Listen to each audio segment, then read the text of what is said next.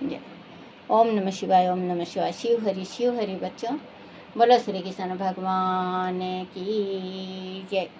सदा भवानी दाहिने सम्मुख रहो गणेश, राम सम्मुख रहो गणेश। पांच देव रक्षा करो, ब्रह्मा विष्णु महेश, सियापति राम जय जय राम। मेरो मन बसियो सीताराम, राम नगरिया राम के बसते गंगा तीर, रामा बसते सरयू तीर, रामा चौकी हनुमत वीर की, राम जी चौकी हनुमत वीर की। बोलो सियापति रामचंद्र भगवान की जय, गणेश भगवान की जय, शिव पार्वती की जय, अपने अपने माता पिता की जय, अपने अपने गुरुदेव महाराज की जय, शिव पुराण की जय। शिव पुराण में पार्थिव पूजा की महिमा, शिव नैवेद्य भक्षण के विषय में निर्णय तथा वैलव का महत्व। बोलो शिव पार्वती की जय। तदनंतर ऋषियों के पूछने पर किस कामना की पूर्ति के लिए कितने पार्थिव लिंगों की पूजा करनी चाहिए, इस विषय का वर्णन करें। सूत जी बोले, बच्चों मैंने बताया था ना कितना परसों कि कितना शिव लिंग का पूजन करने से मनोकामना पूर्ण होता है। 41 का कर लो, 101 का कर लो, 108 का कर लो, आपकी इच्छा। अब इसमें मैं पढ़ के बताऊंगी आपको और आप ध्यान से सुनना और अमल भी करना। विषय का वर्णन करें। सूत जी बोले, महर्षियों, पार्थिव लिंगों की पूजा कोटि कोटि युगों का फल देने वाली है। कलयुग में लोगों के लिए शिवलिंग पूजन जैसा श्रेष्ठ दिखाई देता है, वैसा दूसरा कोई साधन नहीं है। यह समस्त शास्त्रों का निश्चित सिद्धांत है। शिवलिंग भोग और मोक्ष देने वाला है। लिंग 3 प्रकार के कहे गए हैं, उत्तम, मध्यम और अधम, जो 4 आंगुल ऊंचा। बच्चों ध्यान से सुनना, बहुत काम की बात बताया हुआ है शिव पुराण में। आप ध्यान से सुनो और अमल भी करो कि कितना बड़ा शिवलिंग हमारे पूजा स्थल में होना चाहिए और कितना बड़ा हम पार्थिव शिवलिंग बना के हम पूजन करें, उसका बताया हुआ है। और अगर मेरे से कोई गलती हो जाए तो मुझे माफ़ करना, क्योंकि बच्चों इसमें जो हैं वो आप सुनो और आप अमल करो। लिंग 3 प्रकार के कहे गए हैं, देखना बच्चों ध्यान से सुनना। मोक्ष देने वाला है। लिंग 3 प्रकार के कहे गए हैं, उत्तम, मध्यम और अधम, जो 4 आंगुल ऊंचा और देखने में सुंदर हो तथा वेदी से युक्त हो। उस शिवलिंग को शास्त्र महर्षियों ने उत्तम कहा है, उससे आधा मध्यम और उससे आधा अधम माना गया है। इस तरह 3 प्रकार के शिवलिंग कहे गए हैं, जो उत्तरोत्तर श्रेष्ठ है। ब्राह्मण, क्षत्रिय, वैश्य, शूद्र अथवा विलोम्भ, शंकर विलोम शंकर कोई भी क्यों ना हो, अपने अधिकार के अनुसार वैदिक अथवा तांत्रिक मंत्र से सदा आदर पूर्वक शिवलिंग की पूजा करें। बच्चों, जो ये शंकर, विलोम शंकर कोई भी हो, जैसे कि बच्चों संसार है, ये 4 जाति का वर्ण तो आया हुआ है इसमें। देखो, श्रेष्ठ ब्राह्मण होता है, क्षत्रिय, वैश्य, शूद्र, ये 4 आए ना बच्चों। लेकिन बच्चों देखो, जो संसार में है वो ही कर रही हूँ मैं अपने मन से जोड़ के नहीं कर रही हूँ। जो बच्चा नाजायज होता है, अनाथ आश्रम में डाल दिया जाता है, जो बच्चा ना माँ का पता होता है उनका, ना पिता का पता होता है, तो उन बच्चों का जो पूजन होता है वो भी अपने शिव जी का पूजन करके अपना गोत्र भगवान से मांग सकता है। क्योंकि अगर भगवान शिव जी का पूजन करे तो संसार में ऐसे भी हैं कि अनाथ आश्रम में लाखों करोड़ों बच्चे पड़े हुए हैं, उनके माँ बाप का कोई पता नहीं है। और संसार में बच्चों ऐसे भी हैं जो माँ बाप हैं, उनके यहाँ औलादी नहीं है, मतलब गृहस्थी वालों के किसी किसी के यहाँ, बहुत ही जनों के यहाँ नहीं है, संतान नहीं है, वो अनाथ आश्रम से ले लेते हैं, तो वो उनको उनका गोत्र और जाति मिल जाता है ना बच्चों। क्योंकि अगर छोटे बच्चे हैं अनाथ आश्रम में, अनाथ आश्रम में छोटे बच्चे हैं, तो उन बच्चों को अगर कोई इनमें से देखता हो या शेयर कर देना कि उन बच्चों को शिव जी का पूजन और जाप करने से उनको जाति और उनको कुल और उनको गोत्र मिल जाता है, शंकर भगवान की कृपा हो जाती है उनके ऊपर, और कोई गोद ले जाता है उन बच्चों को। बहुत बच्चे गोद गए हुए हैं, कोई छत्री के पास गया हुआ है, कोई ब्राह्मण के पास गया हुआ है, कोई शूद्र के पास गया हुआ है। क्योंकि ये विलोम शंकर हैं, जो मतलब विलोम शंकर का मतलब बच्चों, जो भी संतान जिसके गलत रास्ते कोई वैसे प्रेम मोहब्बत से पढ़ के बच्चा हो जाता है तो वो वृद्धाश्रम में और अनाथ आश्रम में छोड़ देते हैं। कोई वैसे मजबूरी से, संसार है बच्चों, ये संसार है, जितना बढ़ाओगे उतना बढ़ता है ये संसार की बातें। तो अगर शंकर भगवान का पूजन करो तो शंकर भगवान कृपा बरसाएंगे और उन बच्चों को उनका घर भी मिल जाएगा, जाति भी मिल जाएगा, गोत्र भी मिल जाएगा और माँ बाप का नाम भी मिल जाएगा। तो शंकर भगवान का पूजन जरूर बताना। अगर आप कोई भी भगवान आप दान दक्षिणा देने जाते हो अनाथ आश्रम में, तो उन बच्चों को ज़रूर आप एक ज्ञान जरूर दे के आया करो कि शंकर भगवान का आप जप और पूजन जरूर करो, आप लोगों का घर बार नाम गोत्र सब मिल जाएगा। तो इसका है बच्चों, श्रेष्ठ है ब्राह्मण, क्षत्रिय, वैश्य, शूद्र अथवा विलोम शंकर कोई भी क्यों ना हो, वह अपने अधिकार के अनुसार वैदिक अथवा तांत्रिक मंत्र से सदा आदर पूर्वक शिवलिंग की पूजा करे। ब्राह्मणों, महर्षियों आदिक कहने से क्या लाभ? ब्राह्मणों, महर्षियों अधिक कहने से क्या लाभ? शिवलिंग का पूजन करने में स्त्रियों का तथा अन्य सब लोगों का भी अधिकार है। द्विजों के लिए वैदिक पद्धति से ही शिवलिंग की पूजा करना श्रेष्ठ है, परंतु अन्य लोगों के लिए वैदिक मंत्र से पूजा करने की सम्मति नहीं है।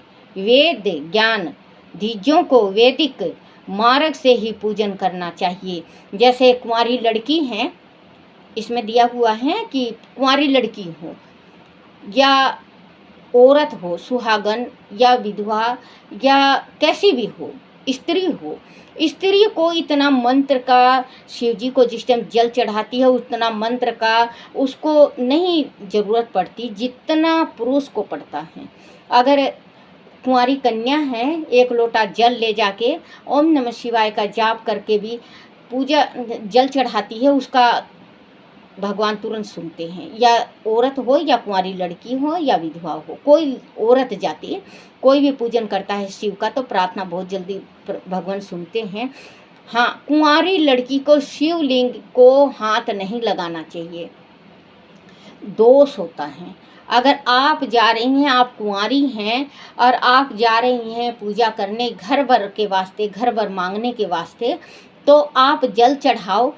जलाधारी है, जो जलाधारी है बच्चों, जलाधारी के पास नीचे से थोड़ा सा जल लेके आप पी सकती हैं, लेकिन आप हाथ नहीं लगा सकती। शिवलिंग पे हाथ कुंवारी लड़की नहीं लगाती। शिवलिंग आपको भी पता है कि शिवलिंग है, शिव जी का लिंग है, तो शिवलिंग पे हाथ कुंवारी लड़की नहीं लगाए। शादीशुदा औरत को घृत मसलना चाहिए, मधु, शहद मसलना चाहिए, दूध मसलना चाहिए, गुड़ शक्कर मसलना चाहिए और गंगा जल और जल से साफ नहलाना चाहिए।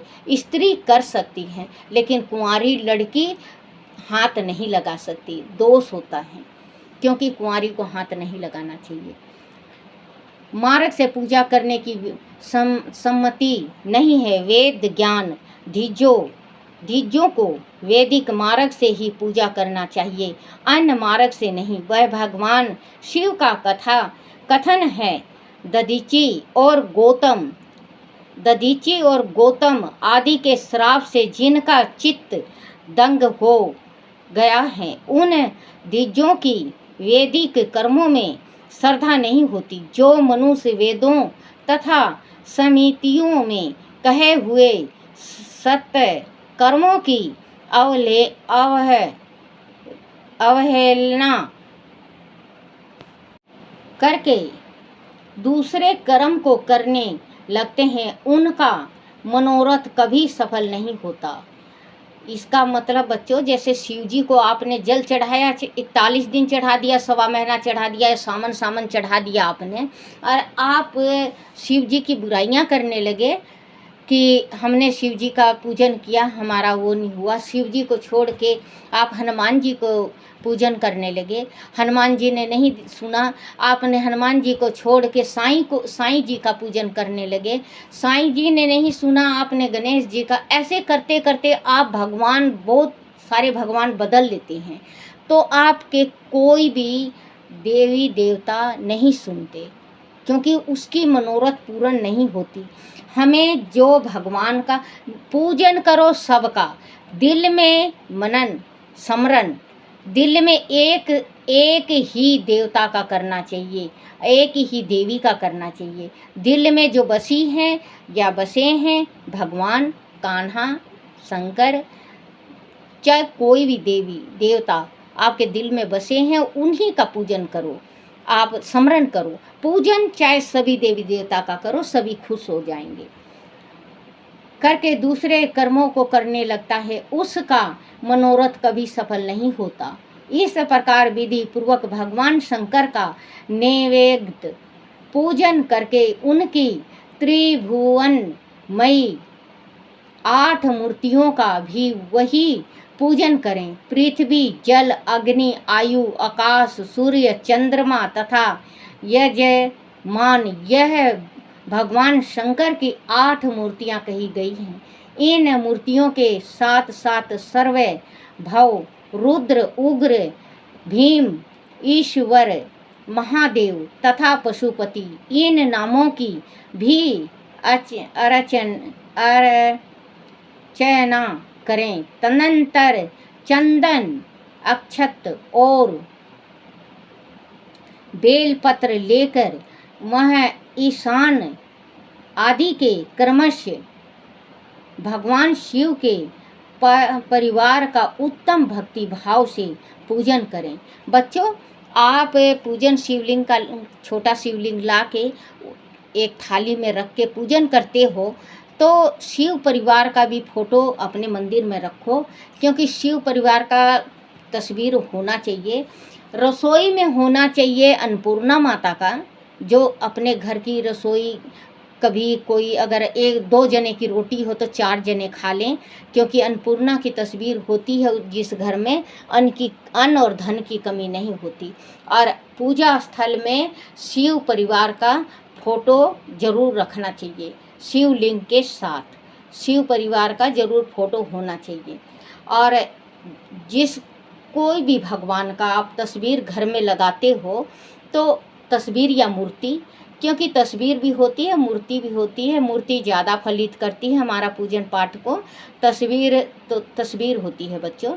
तस्वीर आप पूजन कर रहे हो तो बैठे हुए शिव पार्वती का हो पूरे परिवार के साथ, विष्णु लक्ष्मी का हो जो माँ लक्ष्मी पाँव दबाती हो, और राधा कृष्ण हो जो कृष्ण बांसुरी बजाते हों, राधा मस्त मग्ध मुग्ध हो, और जैसे रिद्धि सिद्धि हो जो गोडे में लिए हुए हों, गणेश भगवान के बैठे हुए हों, ऐसी ऐसी तस्वीर घर में लगाना चाहिए। बच्चों 2-3 तस्वीर बिल्कुल घर में नहीं रखना चाहिए। एक नटवर का तस्वीर कभी अपने घर में घर ही में नहीं होना चाहिए। एक शनि का नहीं होना चाहिए अपने घर में, एक भैरव का नहीं होना चाहिए अपने घर में। जैसे बच्चों इनसे हमारे घर में सुख शांति हट जाती है, अपने घर में ज़्यादा दंगा फसाद होने लगता है अगर ये नटवर और इनकी, क्योंकि नटवर जिस टाइम सती उमा सती हुई थी तो उस टाइम में इन्होंने विकराट रूप धारण नटवर का किया था, 3 नेत्र खुली थी इनका। तो बच्चों तस्वीर घर में नहीं लगाना चाहिए। और भगवान का बैठा हुआ तस्वीर आप लगाते हो, आप ध्यान से देखना बच्चों, जितने भी मेरे मंदिर में हैं, मेरे मंदिर में जितनी भी तस्वीर हैं आप ध्यान से देखना, सारी बैठी हुई तस्वीर मिलेंगी आपको, खड़े हुए भगवान का एक का भी नहीं है। सब जितने भी मेरे पास मूर्तियां हैं सब बैठी हुई का हैं।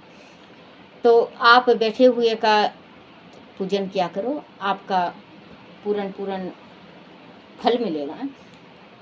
बेलपत्र लेकर वह ईश्वर आदि के क्रमश से भगवान शिव परिवार का उत्तम भक्ति भाव से पूजन करें, क्योंकि भगवान ईशान कोण में, शंकर भगवान ईशान कोण में पूरे परिवार के साथ रहते हैं। ईशान कोण का पूजन बहुत लगता है।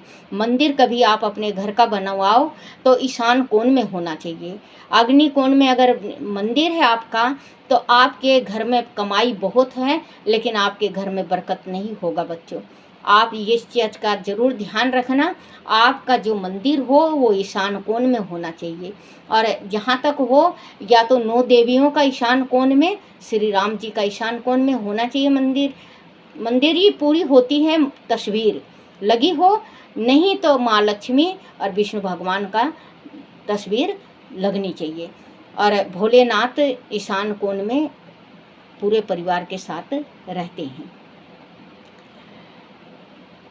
पूजन करें ईशान शिव परिवार का उत्तम भक्ति भाव से पूजन करें। ईशान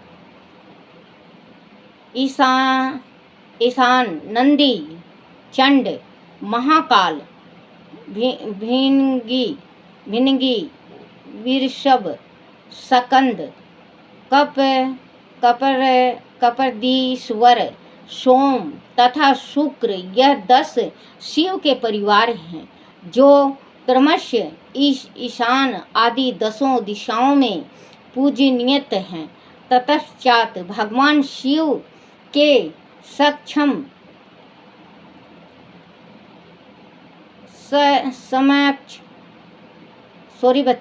भगवान शिव के समक्ष वीरभद्र का और पीछे कार्तिक मुख का पूजन करके विधि पूर्वक 11 रुद्रों की पूजन करें। बोलो शिव पार्वती की जय। बच्चों ये सारा बताया हुआ है, तो इतना घर में पूजा साधु संत ही कर सकता है। आप तो बस पूजन की सामग्री इकट्ठा करो। ये अब सावन लग जाएगा, पूरे सावन आप पूजन करो। जैसे स्त्रियां का अगर माहवारी आ जाता है तो 7 दिन बिल्कुल जाना नहीं है। 7 दिन मंदिर में मत जाओ। 7 दिन के बाद गए आप तो बच्चों रोज लगातार का एक जो 2 लोटा जल चढ़ाते हो तो 2 लोटा का हिसाब से आप बाल्टी वहाँ से ले लो और जल भर लो, और जो 2 लोटा का हिसाब से आप पूरा भगवान शिव जी को चढ़ाओ। जैसे 7 दिन का 14 लोटा होता है तो 15 लोटा जल का आप चढ़ाओ और 2 लोटा आप उस दिन के नाम का चढ़ाओ। शिव जी का आपका पूरा महीने का जो पूजन है 31 दिन का वो संपन्न होगा और भगवान शिव जी आप पे कृपा बरसाएंगे। और आप बच्चों अगर शिव पुराण है तो आप सावन में ज़रूर शिव पुराण पढ़ना, और आप अगर नहीं है तो सुनना। मैं ये नहीं कह रही आपको कि मेरा ही शिव पुराण सुनना या पढ़ना। बच्चों अगर किसी का भी शिव पुराण का कथा चल रहा हो आप ज़रूर सुनना, क्योंकि मैं तो बच्चों देखो अनपढ़ हूँ, मुझे इतना साफ नहीं आता। बहुत ही मोबाइल में बहुत ही ज़्यादा शिव पुराण का आता है और सुनना भी चाहिए बच्चों, और अमल भी करना चाहिए, चाहे किसी का भी हो। और अपने घर में हो तो आप ज़रूर से ज़रूर पूरा सावन सोमवार नहीं, सावन पूरा सावन 1 महीने का सावन 31 दिन का होता है। आप सुनो और पढ़ो, और आपके घर में बुजुर्ग हो तो उनको सुनाओ। आपके जो मन में इच्छा है, जो मनोरथ है, वो भगवान शिव जी ज़रूर पूर्ण करेंगे। बोलो शिव पार्वती की जय। अपने अपने गुरुदेव महाराज की जय। ओम नमः शिवाय, ओम नमः शिवाय, ओम नमः शिवाय बाबा, ओम नमः शिवाय, ओम नमः शिवाय शंभो, ओम नमः शिवाय, ओम नमः शिवाय शंकर, ओम नमः शिवाय। शिवाय नमो, शिवाय नमो, शिवाय नमो, शिवाय नमो, शिवाय नमो, शिवाय नमो, शिवाय नमो, शिवाय नमो, शिवाय नमो, शिवाय नमो, शिवाय नमो, शिवाय नमो। ओम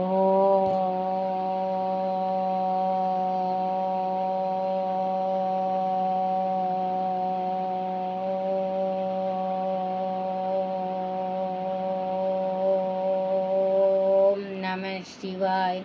बोलो शिव पार्वती की जय। अपने अपने गुरुदेव महाराज की जय। हे मेरे शिव पिता, मेरे से कोई त्रुटि होगी, कोई भूल हो जाए, मुझे माफ़ करना, माफ़ करना, माफ़ करना।